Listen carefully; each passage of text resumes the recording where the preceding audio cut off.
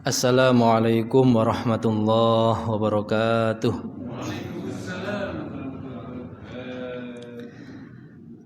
Alhamdulillah, alhamdulillahi rabbil alamin.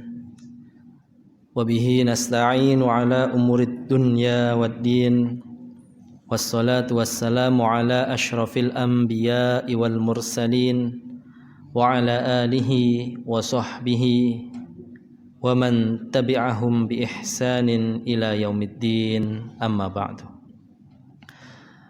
Yang kami hormati seluruh jamaah Masjid Baitur Rahman, Baitur Rahman, terutama jajaran pengurus takmir Masjid Baitur Rahman. Semoga kita semua diberikan oleh Allah kemudahan untuk mensyukuri nikmat dan karunia-Nya. Terlebih nikmat iman, nikmat Islam, nikmat kesehatan, baik jasmani maupun rohani, dan juga nikmat waktu luang sehingga pada malam hari ini kita bisa silaturahim dalam majelis ilmu yang insya Allah penuh dengan manfaat dan rahmat Allah Subhanahu wa Ta'ala. Salawat dan salam kepada Nabi kita Muhammad sallallahu alaihi wasallam yang telah berjuang, berkorban jiwa, raga, harta, bahkan nyawa dalam menegakkan kalimat tauhid, dalam menyebarluaskan ajaran agama Islam, sehingga kita yang berada jauh baik waktu maupun tempat dari Mekah dan masa hidupnya Nabi Muhammad SAW bisa mengenal Islam, bisa mengenal Al-Quran. Ini merupakan nikmat dan karunia Allah yang harus kita syukuri. Dan yang paling berjasa atas tersebar luasnya Al-Quran adalah Nabi kita Muhammad SAW. Itulah kenapa kita disunahkan membaca sholawat. Ya Allahumma salli wa sallim wa barik wa an'im ala habibina wa mustafana wa qurrati a'yunina Muhammadin wa ala alihi wa ashabihi wa man tabi'ahum bi ihsan ila yaumiddin. Ya. Bapak-bapak, ibu-ibu yang dirahmati Allah, yang kami hormati, alhamdulillah pada malam hari ini kita bisa bertemu kembali di majelis ilmu, mengkaji bersama kitab tafsir yang sama-sama sudah kita ketahui, yaitu kitab Safwatut Tafasir. Kita sudah membahas surat Al-Fatihah, kemudian awal-awal surat Al-Baqarah. Kita sudah mempelajari di awal-awal surat Al-Baqarah ini Allah menjelaskan 3 kelompok atau 3 golongan manusia. 1 golongan yang terbaik, yaitu orang beriman dan bertakwa, dijelaskan ciri-cirinya, sifat-sifatnya. Kemudian kelompok kedua adalah orang-orang kafir. Yang ketiga adalah orang-orang munafik. Ini merupakan penjelasan lebih detail dari ayat yang ada di Al-Fatihah, yaitu siratal ladzina an'amta 'alaihim ghairil maghdubi 'alaihim waladdallin. Ya. Di Al-Fatihah disebut yaitu jalan, yaitu kita meminta kepada Allah diberi jalan yang lurus, yaitu jalan alladzina an'amta 'alaihim, orang-orang yang Engkau beri nikmat berupa surga. Siapa mereka? Di surat Al-Baqarah dijelaskan orang-orang bertakwa. Kemudian ghairil maghdubi 'alaihim waladdallin, bukan jalan mereka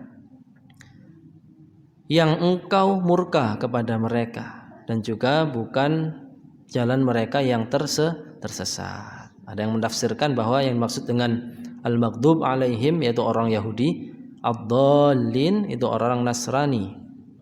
Tapi juga secara umum yaitu orang-orang yang dimurkai Allah, orang yang tersesat, ya orang-orang kafir, orang-orang munafik. Kenapa di sini Allah merincikan di surat Al-Baqarah 3 kelompok manusia ini? Pertama, agar kita tahu kemudian kita bisa mengerti. Adakah kita sudah termasuk di dalam kelompok pertama? Na'udzubillah kalau seandainya ada di golongan kelompok ketiga. Kalau kedua insya Allah mboten nggih. Orang-orang kafir insya Allah di sini orang-orang iman. Tapi apakah iman kita sudah kuat ataukah ternyata masih ada keraguan? Ada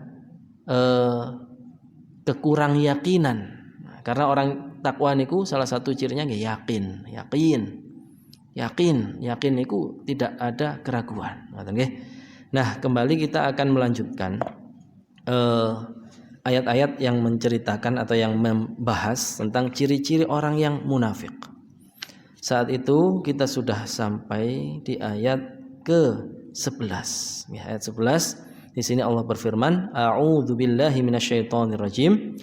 Wa idza qila lahum la tufsidu fil ardi qalu innama nahnu muslihun. Yang artinya, dan apabila dikatakan kepada mereka, nah mereka ini adalah orang-orang munafik. Apa? La tufsidu fil ard. Janganlah kalian membuat kerusakan di atas muka bumi. Ya. Diingatkan. Ya. Mereka menjawab, innama nahnu muslihun. Sesungguhnya kami ini orang yang membuat perbaikan.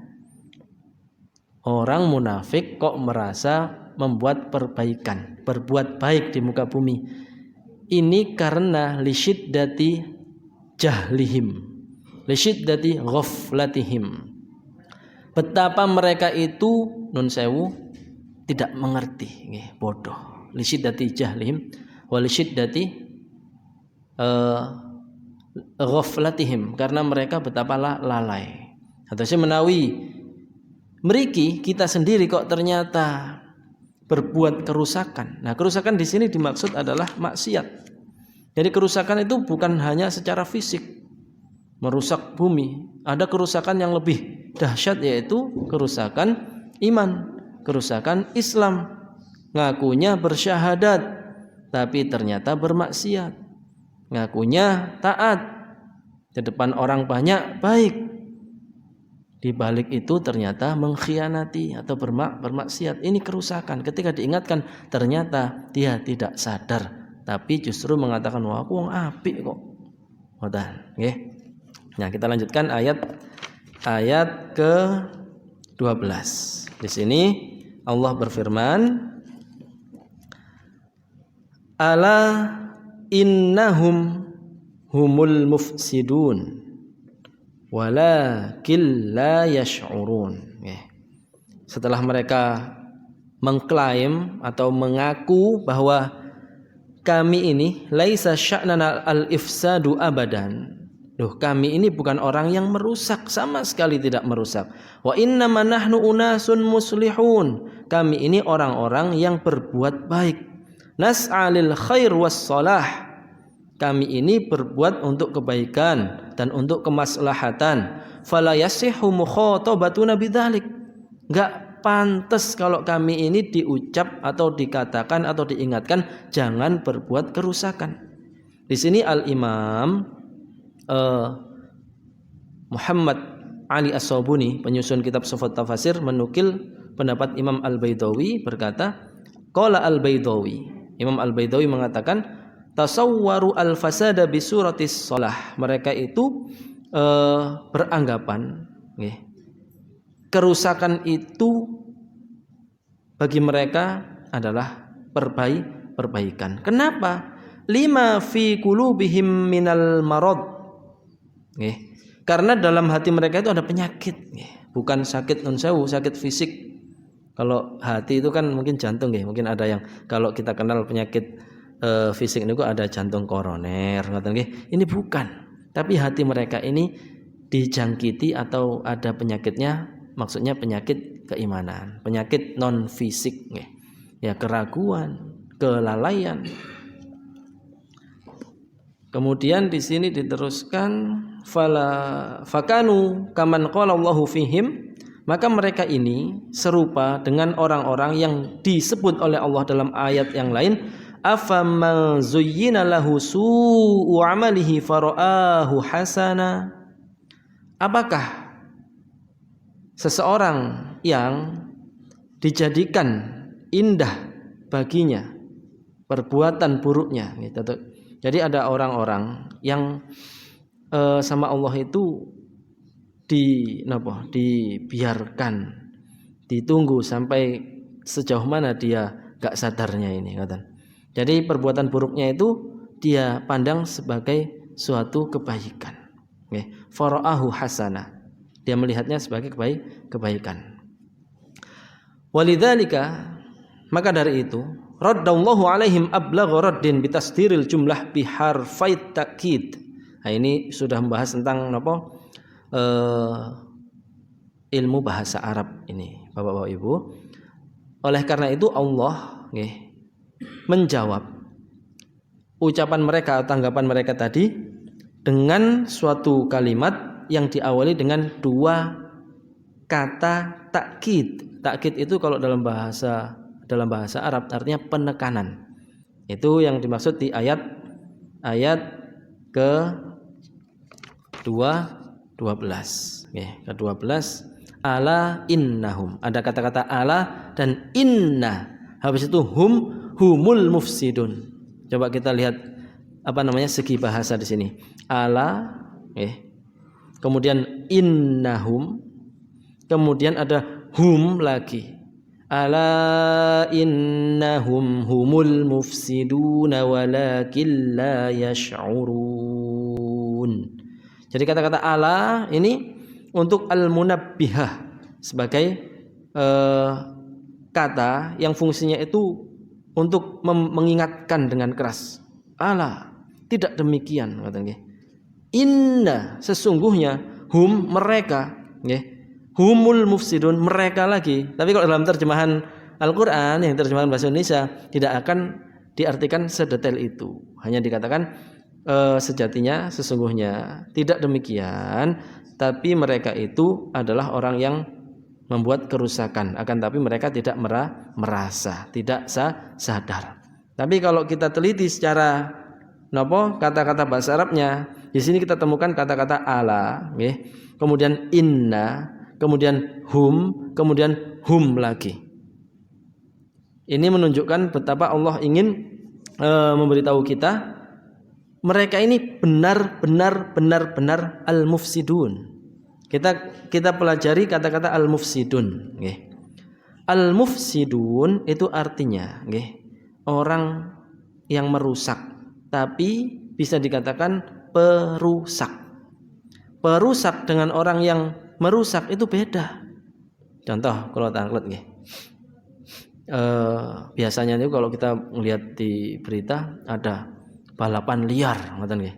Lari-lari 6 niku balapan liar, ngoten. Ya kan, mari tuh endi? Balapan, ngoten. Balapan. Sama kita melihat contoh MotoGP ini nggih. Itu bukan hanya sekedar balapan tapi benar-benar pembalap, ngoten lho. Orang anak-anak muda balapan sama seorang pembalap kan beda. Kata-kata balapan sama pembalap. Contoh, orang anak ini berbohong dengan kata-kata pembohong. Terus nggih. Contoh, ini berenang. Ada kata-kata ini perenang. Artinya pun ahli ngoten. Nah, di sini Allah menggunakan kata-kata seperti itu. Perusak. Bukan orang merusak. Nah, kalau merusak paling sekali-kali saja. Tapi ini sudah identitas jati dirinya adalah al-mufsidun, seorang perusak. Ngoten. Di sini saya bacakan tafsirnya, ala fantabihu. Hati-hatilah ayuhan nas, wahai manusia, innahum, sesungguhnya mereka orang-orang munafik itu humul mufsiduna haqqan la ghairuhum. Mereka lah orang yang sebenar-benarnya perusak, bukan orang lain. Walakin la yaftinun wala yuhissun. Tapi mereka itu tidak cerdas, tidak ngerti, tidak merasa. Kenapa? Lintimasi nuril imani fi qulubihim. Intimas niku redup karena nurul iman atau cahaya keimanan fi qulubihim di dalam hati mereka itu sudah intomasa atau lintimasi nuril iman. Karena betapa redupnya cahaya keimanan dalam hati orang-orang munafik sehingga mereka itu tidak merasa bahwa mereka itu dalam keadaan tidak baik. Kata sih, kalau kita mengingatkan seseorang atau kita melihat orang ini, dulu di pertemuan sebelumnya saya sebutkan, jadi munafik itu ada dua kategori. Ada munafik secara i'tiqadi, secara keyakinan, secara keimanan, artinya dia itu kafir tapi pura-pura iman, benar-benar kafir, orang kafir tapi pura-pura iman. Ada yang munafik secara amali, dia tidak kafir, dia iman, dia itu Islam dan percaya pada Allah, tapi secara amal perbuatan itu munafik. Jadi kalau pas rame menunjukkan kebaikan, pas tidak bersama orang-orang yang baik dia melakukan kemaksiatan. Ini harus hati-hati.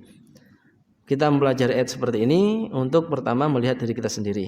Lalu kalau ada sifat seperti itu kita perbaiki. Dan juga untuk melihat orang lain. Tapi bukan untuk mencemooh atau untuk menjelek-jelekkan. Tapi untuk amar ma'ruf nahi mungkar. Seandainya kita memang punya kenalan, teman, saudara, tetangga, memang kok sifatnya mirip ya sama yang ada di Al-Quran ya. Kok tanda-tanda yang disebutkan Rasulullah bahwa sifat orang munafik itu kalau bicara bohong, kalau janji mengingkari, kalau diamanahi atau dipercaya dia khianat. Kok mirip ya? Contoh misal ini banyak contoh. Salah satunya misal ada kegiatan yang ada keuangannya diamanahi sebagai bendahara, ternyata tidak amanah. Nah, ini bahaya, hati-hati. Nanti kan dia mengkhianati suatu kepercayaan. Nah, maka ketika kita melihat seperti itu, kita tahu kita harus memperbaiki orang yang kita kenal tadi. Tidak boleh malah menyebarluaskan kejelekannya. Oh, sejak percaya wong iku wis bejukan, lek di kai amanah mesti khianat. Lah apa untungnya bagi kita? Sudah orang itu tidak diingatkan, tidak diberi penyadaran, malah kita sebar aib orang lain. Padahal sebenarnya aib itu harus ditutupi. Ya, wa man satara musliman satarahullahu fid dunya wal akhirah. Barang siapa, ini sabda Nabi sallallahu alaihi wasallam, barang siapa yang menutup aib saudaranya yang muslim, maka Allah menutup aibnya di dunia dan di akhirat. Tapi ada yang boleh dibuka aibnya jika itu untuk kemaslahatan. Contoh di zaman Nabi, ada seseorang ngaku iman, diberi amanah sama Allah berupa keluarga, anak, istri, tapi khianat. Khianatnya bentuknya seperti apa? Bentuknya tidak menafkahi. Mereka kan tidak amanah. Dikasih amanah Allah, anak dan istri, mboten purun menafkahi. Nafkahi nggih medit. Itu berarti munafik, mboten munafik. Akhirnya istrinya ini wadul kepada Nabi Muhammad SAW. Ini bernama Hindun. Kok disebut nama, buka aib laan. Loh, ini ada di riwayatnya hadis sahih. Jadi tidak apa-apa kita pelajari, kita jadikan pelajaran. Hindun itu istrinya Abu Sufyan. Hindun datang ke Rasulullah SAW. Ya Rasulullah, inna zauji au inna Abu Sufyan rojulun syahih. Coba bayangkan yang diucapkan oleh Hindun itu syahih, bukan bakhil. Nopo bentene, apa bedanya? Kalau bakhil itu kepada orang lain dan urusannya dengan harta. Tapi kalau syahih itu di atasnya bakhil. Terjemahannya mungkin kikir. Kikir, orang kikir itu bapak-bapak ibu-ibu medite niku mboten hanya pada orang lain. Untuk dirinya sendiri aja lho nggih medit. Ngoten. Dan bukan hanya untuk harta. Kikir itu mesem nggih mboten nate wis tenaga nggih enggak pernah bantu, gotong royong RT ngoten nggih, sengitan nang jero omah, kopi nggih mboten medal. Biasanya kan orang kalau enggak bisa bantu secara tenaga, ya buatkan kopi satu ceret taruh depan rumahnya, yang kerja bakti bersih-bersih bisa minum kopi ngoten nggih. Nah, ini rajulun syahih. Dia ini suamiku ini Abu Sufyan ini kikirnya minta ampun. Ya kikir, pelit, termasuk pelit pada diri sendiri niku, dikasih amanah Allah tubuh, badan tidak dijaga sehingga sakit. Ketika sakit gak mau berobat, eman duwi Itu udah pelit pada dirinya sendiri. Abu Sufyan ini tidak menafkahi secara cukup Hindu dan anak-anaknya. Kata Rasulullah, khudhi ma yakfiki wa waladaki min malihi.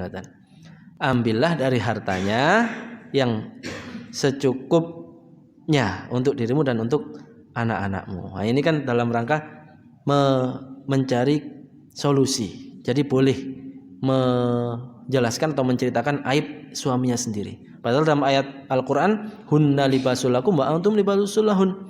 Istrimu itu bagaikan pakaian bagimu dan kamu itu bagaikan pakaian bagi istrimu. Harus saling menutupi kekurangan masing-masing, boten malah membuka. Kecuali yang seperti tadi, itu boleh dan tanyanya pada orang yang tepat, pada Rasulullah. Kalau kita sekarang ya para ulama pun sampai tanya sembarangan, apalagi tanya di media sosial. Gimana ya, suamiku kok gini banget, ya update status WA. Wah sudah, itu malah membuka aib suami sendiri, nggak boleh. Kemudian la yash'urun, mereka tidak merasa karena imannya yang di dalam hati itu lemah. Cahaya keimanan redup. Ciri yang kedua, wa idza qila lahum aminu kama amanan nas, apabila dikatakan kepada mereka berimanlah kalian seperti halnya orang-orang lain beriman, yang dimaksud adalah para sahabat. Aminu imanan shadiqan. Nah ini tafsirannya. Dikatakan pada orang-orang munafik, berimanlah kalian dengan iman yang benar, iman yang jujur, iman yang kuat. La yashubuhu nifaqun wala riyaun, yang mana tidak tercampuri dengan kemunafikan dan dengan riya. Nah ini jadi ini juga pelajaran bagi kita. Adakah iman kita ini sudah imanan shadiqan? Kita sudah beriman secara jujur? Ataukah masih ada kemunafikan? Ataukah masih ada unsur riya? Di sini kama amana ashabun Nabi alaihi salatu wassalam, seperti halnya telah beriman para sahabat Nabi. Wa akhlisu fi imanikum wa ta'atikum lillah, dan ikhlaslah kalian semua dalam beriman dan melakukan ketaatan kepada Allah. Nah, ternyata di sini yang disebut adalah ikhlas, Bapak-bapak, Ibu-ibu. Berarti kalau masih ada unsur riya atau munafik, ini secara amali kita iman, tapi imannya ternyata belum jujur. Jujur niku nggih napa? Ya lillahi ta'ala. Bukan ada unsur kalau ada orang semangat ibadahnya, enggak semangat, naudzubillah sampai bermaksiat. Itulah kenapa salah satu kunci surga yang disebutkan oleh Nabi kita Muhammad SAW itu wasallu bil laili wan nasu niyam, dan salatlah di waktu malam hari ketika orang lain tidur. Itu kalau orang bisa tahajud, Pak, itu insya Allah tidak munafik. Karena tahajud, siapa yang melihat? Tidak ada. Hanya orang yang imannya jujur, yang imannya kuat, yang imannya ikhlas, itulah bisa tahajud. Ya, orang tahajud. Karena kalau ibadah yang lain itu bisa dilakukan oleh orang yang imannya kuat dengan yang imannya lemah, bahkan oleh orang munafik. Contoh sholat jamaah yang hadir misal Jumatan itu. Orang Jumatan itu bisa dilakukan oleh orang yang benar-benar imannya top. Bisa juga dengan orang yang sehari-hari itu nggak sholat 5 waktu, sholatnya Jumat saja. Jadi kemudian sedekah contohnya nih. Sedekah mungkin bisa dilakukan oleh orang yang imannya jujur, imannya kuat, imannya tangguh. Tapi juga bisa dilakukan oleh orang yang bahkan asal muasal hartanya itu syubhat, bahkan haram. Sakit sedekah. Wah, telepon masjid, kota amal. Bisa. Yang lain pun seperti itu, haji, umroh. Bisa dilakukan oleh orang yang imannya tangguh. Bisa juga ada orang yang sehari-hari sehari-hari buka aurat luar biasa, uangnya banyak, ya umroh setiap bulan umroh, tapi ya balik ke rumahnya ya ngeten.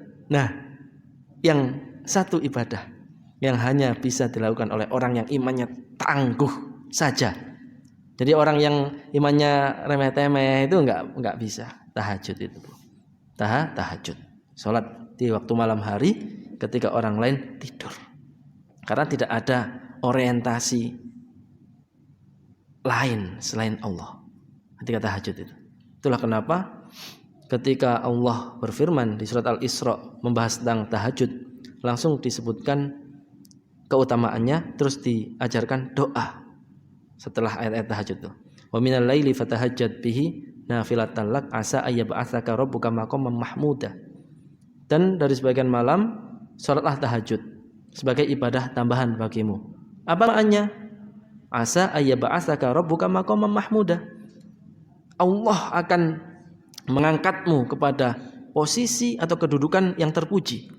Nah, ditafsirkan ini maksudnya surga, tapi di dunia juga dijadikan hidupnya itu mulia, terhormat. Ngatan. Terus wa qur rabbi adkhilni mudkhala sidqi wa akhrijni mukhraja sidqi waj'al li min ladunka sultanan nasira. Itu doa yang disebut langsung setelah ayat membahas tahajud. Jadi disunahkan membaca doa tersebut setelah sholat tahajud. Kemudian di sini disebutkan jawaban orang-orang munafik ketika diingatkan agar ikhlas, agar imannya jujur dan kuat dan tidak tercampur oleh unsur riya maupun munafik. Qalu, mereka menjawab, anu'minu kama amanas sufaha. Arti terjemahannya, mereka menjawab, apakah kami harus beriman seperti halnya berimannya orang-orang bodoh itu? Mereka mengatakan para sahabat Nabi itu orang-orang bodoh, kurang akal, kurang ajar nih. Na'udzubillah min dzalik. Nah, di sini al-hamzatu lil ingkar ma'as sukhriyah wal istihza. Jadi anu'minu, ada kata-kata a. A itu apakah yang ngeten loh, untuk memahami bahasa Arab ngeten. Kadang apakah itu memang benar-benar untuk ingin tahu. Apakah benar di sini rumahnya Ustadz Atmuji? Nah, itu kan benar-benar enggak tahu gitu. Apakah benar di sini? Nah, tapi kalau ini apakahnya itu untuk mengingkari, untuk menolak dan untuk mengolok-olok dan mengejek. Apakah kami harus beriman seperti halnya orang-orang bodoh itu beriman? Itu bukan tanya, tapi ngejek. A itu apakah dalam bahasa Arab? A itu apakah artinya? Satu huruf tok. Nu'minu, apakah kami harus beriman? Biasanya apakah itu kan untuk benar-benar ingin tahu, tapi kadang juga untuk ngejek, kan kadang. Ya gitulah contohnya orang-orang munafik ini tadi menjawabnya seperti itu. Jadi mengolok-olok sahabat Nabi. Nah, di sini tafsirannya anu'minu, adakah kami harus beriman ka imani haulail jahalah, seperti halnya orang-orang bodoh itu beriman. Jahalah itu jamaknya jahil. Jadi mereka itu mengejek para sahabat Nabi dengan jahalah. Amsal Suhaib wa Ammar wa Bilal, seperti Suhaib, Ammar wa Bilal, yang disebut itu orang-orang yang nun sewu, miskin, tidak punya kedudukan yang berarti di Makkah saat itu, hamba-hamba sahaya. Naqisil aqli wat tafkir, orang-orang yang kurang akal dan tidak bisa berfikir, kurang akal, kurang fikir. Padahal sebenarnya mereka yang bodoh, yang cerdas itu para sahabat. Nah ini kita tahu Ammar, Bilal, Suhaib, ini para sahabat yang tangguh, mempertaruhkan imannya, mempertaruhkan raga nyawanya demi keimanan. Insya Allah ini semerap sedanten kisahnya Bilal bin Rabah, bagaimana dia disiksa oleh majikannya ketika ketahuan ternyata dia beriman, dijemur tanpa pakaian, hanya bawahan saja di tanah yang sangat panas, ditindihi batu. Ayo, kamu kalau nggak murtad, tak tindihi dengan batu yang lebih berat. Diancam seperti itu, apa yang diucap? Ahadun ahad. Karena belum hafal qul huwallahu ahad, yang diingat hanya ahad-ahad, ngoten. Ahadun ahad, ngoten. Malu, tuannya itu, majikannya izin dikencet itu. Ayo undang murtad. Maksudnya karena malu dilihat orang-orang itu. Jadi orang-orang menyaksikan ini loh. Apa yang membuat hamba saya betapa kuat dan betapa lemah majikannya itu yang menyuruh dia murtad. Sampai saking malunya dipaksa-paksa tetap menyebut ahadun ahad, Abu Bakar menawar, wis aja terus no, tak tebus sih. Saya tebus. Saya beli. Langsung dikasih, langsung diberikan karena enggak kuat nanggung malu. Malu sama orang-orang Mekah yang menyaksikan enggak mampu menjadikan hamba sahayanya murtad dari agama Islam. Padahal segala daya upaya sudah dilakukan, batu panas ditindihkan, Bilal bin Rabah tetap kuat dalam keimanannya. Nah, itu oleh orang-orang munafik dikatakan orang-orang bodoh. Bodoh. Nah, kalau Ammar ada ceritanya lagi, pernah sudah saya ceritakan Ammar ini. Kemudian qala Al-Baydawi, kembali Syekh Muhammad Ali As-Sabuni, pengarang atau penyusun kitab yang sedang kita pelajari ini, menukil tafsir dari Imam Al-Baydawi. Wa inna masaffahuhum li'i'tiqadi fasad ra'ihim aw li tahqiri sya'nihim. Kenapa sih orang munafik itu menganggap orang-orang para sahabat itu bodoh? Karena mereka itu meyakini bahwa para sahabat tadi itu fasad ra'ihim. Akalnya itu enggak jalan. Kemudian atau karena litahqiri sya'nihim, karena mereka melihat betapa hina status sosial para sahabat yang hamba sahaya tadi. Jadi, lapo aku beriman. Kalau aku iman lah gembole ambek wong seperti itu. Orang-orang hamba sahaya, orang munafik. Fa inna aktsarul mukminin, karena saat itu Bapak-bapak Ibu-ibu, aktsarul mukminin, mayoritas orang mukmin saat itu kanu fuqara, orang-orang fakir miskin. Jadi ini salah satu bukti kebenaran kenabian Nabi Muhammad SAW. Karena Abu Sufyan itu nate sedang berada di Palestina. Abu Sufyan yang tadi syahih kikir, wong sugih ini asli nih, saudagar kaya raya. Bisnisnya itu ekspor impor. Suatu ketika untuk urusan dagang pergi ke Palestina. Nah, ternyata pada saat yang sama, saat itu Islam sudah tersebar di Madinah, Rasulullah itu sudah mengirim surat-surat ke raja-raja yang menguasai jazirah Arab dan sekitarnya, termasuk raja yang ada di Palestina itu,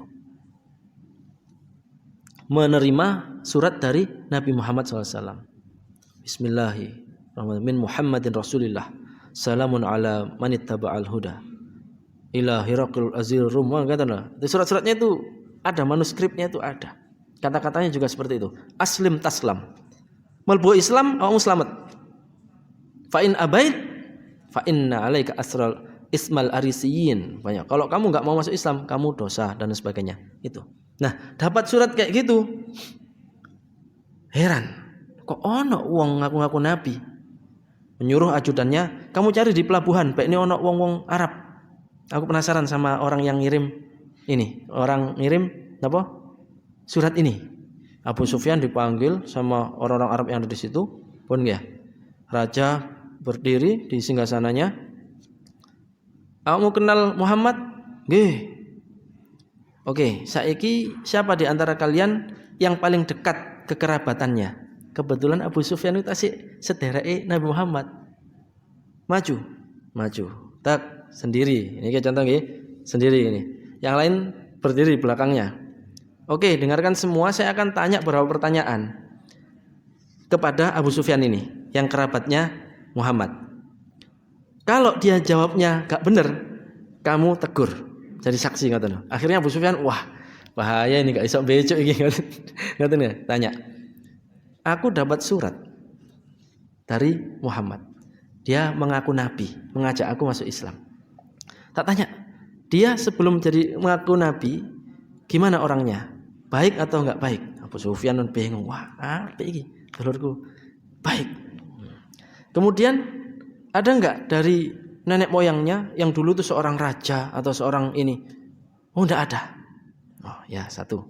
Terus sampai detik ini, dari semenjak dia mengaku nabi sampai detik ini, pengikutnya bertambah atau berkurang? Wah, semakin kalau becok mburiku akeh saksi, semakin banyak. Mayoritas pengikutnya orang miskin atau orang kaya atau orang terhormat? Orang miskin. Langsung dibisiki. lek ngono kenyataane iku nabi temenan. Abu Sufyan pulang tuh bingung. Waduh, rojo ngene wis ngakoni nabi lho, kok aku sampai saiki cek masih mengingkari kenabian Muhammad, ngoten lho. Nah itu jadi ciri seorang nabi, pengikutnya mayoritas di awal-awal dakwah itu orang-orang yang miskin-miskin karena nggak ada kepentingan.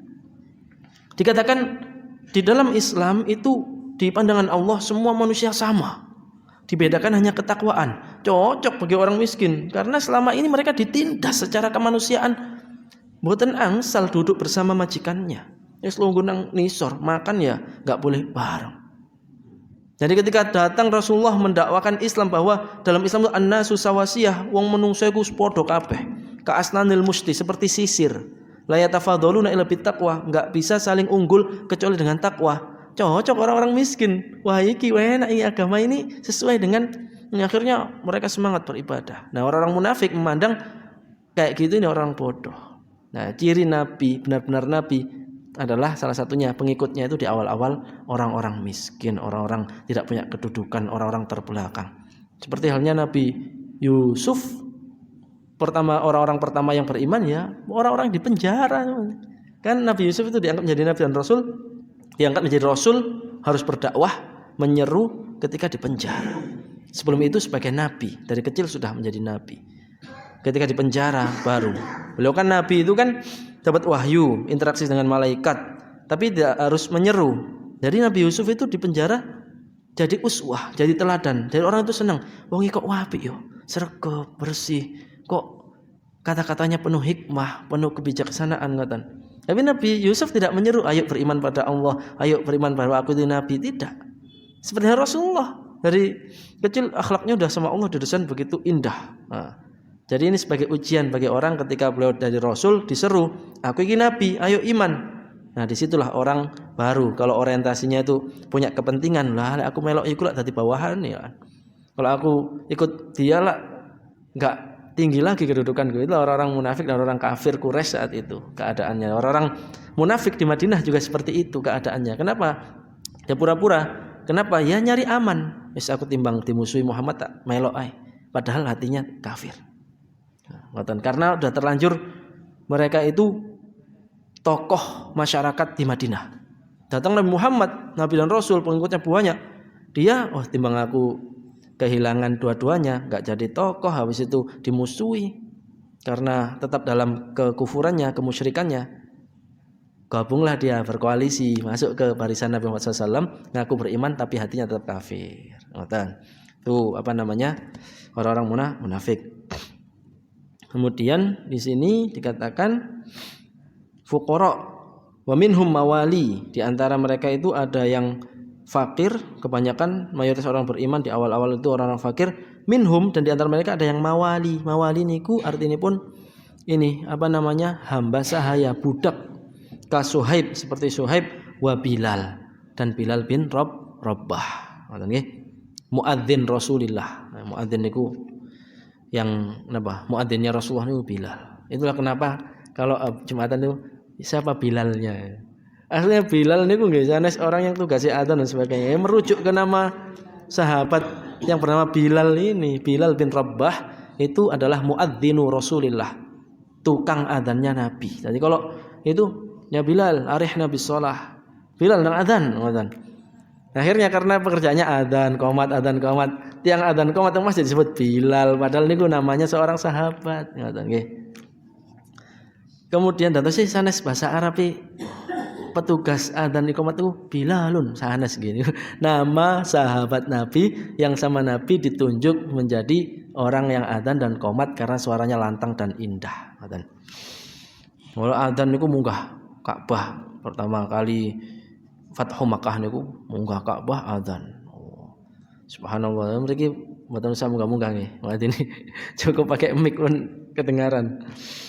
Kemudian Allah kembali mengingatkan kita hakikat orang-orang munafik itu justru mereka lah orang yang bodoh. Ala innahum humus sufaha'u walakin la ya'lamun. Ai ala innahum sufaha'u aqan. Sesungguhnya mereka itulah yang benar-benar bodoh. Li'anna man raqiba matnal batil kana safihan bila imtira'in. Rakkaba matnal batil kana safihan bila imtira'in. Rakkaba niku menyusun. Karena barang siapa menyusun kata-kata yang batil, ya dia itu orang yang bodoh tanpa diragukan. Nah, dia rakkaba menyusun. Matna itu redaksi atau kata-kata al-batil yang tidak sesuai. Ya berarti kan orang bodoh, nggih terus nggih. Jadi mereka mengatakan orang iman itu bodoh padahal tidak seperti itu. Berarti kan dia mengucapkan sesuatu yang bodoh. Ya berarti kan mereka yang bodoh sesungguhnya bila imtira'in tanpa keraguan. Walakin akan tetapi mereka ini orang munafik itu la ya'lamuna bihalihim fid dhalalah wal jahli. Mereka itu tidak tahu bahwa sesungguhnya mereka itu berada dalam kesesatan dan kebodohan. Kenapa? Wadzalika ablaghu fil umyi wal bu'di anil huda. Karena mereka itu jauh dari petunjuk. Karena mereka itu al-umyu niku buta. Tapi ini hanya majas. Bukan berarti orang itu buta nggak bisa melihat. Tapi karena saking tidak bisa menangkap atau memandang mana yang benar, mana yang batil, mana yang bisa dipercaya atau mana yang tidak, mana yang benar, mana yang salah, sehingga dibahasakan sama Allah buta. Bukan buta yang tidak bisa melihat seperti ini bapak-bapak ibu-ibu, tapi karena nggak bisa membedakan mana baik mana baik mana buruk, mana benar mana salah, mereka itu buta dan juga jauh dari petunjuk. Bukan karena tidak ada petunjuk, mboten purun mendengar, tidak mau mempelajari, tidak mau merenungkan, sehingga dia terjauhkan dengan sendirinya dari petunjuk Allah yang sangat jelas. Ngatan. Akkada wa nabbaha wa hasara safahata fihim. Atau Allah ini menekankan dan memastikan dan mengingatkan, dan wa hasara niku membatasi nggih. As-safahata fihim. Artinya kebodohan itu sama Allah ala innahum humus-sufaha. Sama Allah dikhususkan bagi mereka, ya benar-benar mereka adalah orang yang bodoh. Summa qala ta'ala munabihan ila musana'atihim wa nifaqihim. Sekedap malih nggih, menapa Ustaz? Sekedap nggih. Kemudian Allah menunjukkan dan memberi kita warning dengan menyebutkan perbuatan mereka yang menunjukkan mereka itu munafik. Ya napa?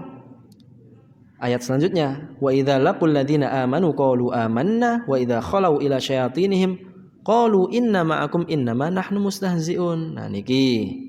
Jadi mereka itu kalau bertemu atau bersama-sama kumpul-kumpul ngeten niki kalau tiang-tiang sae orang beriman, mereka berkata, mereka beriman, kami beriman. Tapi keimanannya itu hanya azharu lahumul iman nifaqan wa musana'atan. Ya, kalau bertemu atau melihat orang beriman, berjumpa atau berkumpul, mereka menampakkan keimanan. Wal mualat itu kedekatan, menampakkan kedekatan, bolo, ngoten lho. Tapi itu adalah nifaqan wa musana'atan, dibuat-buat dan pura-pura. Kenapa? Karena idza khalau ila syayatinihim qalu inna ma'akum innama nahnu mustahzi'un. Karena ketika mereka itu sudah tidak bersama dengan orang-orang yang beriman dan berkumpul dengan ru'asaihim wa kubaroihim ahli dhalal wa nifaq, ketika bersama pembesar-pembesar kaum munafik, mereka berkata, nahnu ala dinikum, kami berada di atas kepercayaan dan keyakinan kalian. Wa ala misli ma antum alaihi minal i'tiqad, dan kami juga memiliki keyakinan yang serupa dengan keyakinan kalian. Artinya boten benar-benar beriman. Ini kan bertemu dengan orang-orang yang sesat, orang-orang yang kafir, orang ini. Mereka kumpul dengan orang-orang ini, orang munafik tadi mengaku sakjane aku yo mek maca ae. Aku yo padha mbok jenengan-jenengan ini. Wa inna manastahzi'u bil qaum. Kami ini hanya ingin memperolok orang-orang iman tadi, wa naskharu minhum, dan ingin mengolok-olok dan mengejek dan menapa nggih, naskhar itu sukhriyah itu ejekan atau olok-olokan. Bi idharil iman, dengan menampakkan iman, ngoten nggih. Nanti ayat selanjutnya itu raddun qala ta'ala raddan alaihim. Nanti insyaallah ini di pertemuan selanjutnya mohon nggih Ustaz nggih. Ini tentang jawaban Allah atas klaim mereka bahwa mereka itu mengolok-olok. Nah, nanti insyaallah apa jawaban Allah di firman selanjutnya. Insyaallah kita lanjutkan di pertemuan selanjutnya dengan izin Allah, karena ini waktunya sudah masuk sholat isya. Yang baik datang dari Allah, yang kurang benar atau salah atau kurang tepat penjelasannya atau bahkan kurang berkenan di benak panjenengan sedanten, itu datang dari saya sendiri, datang dari kekurangan saya sendiri. Wabillahi taufiq wal hidayah. Terima kasih dan mohon maaf. Wassalamualaikum warahmatullahi wabarakatuh.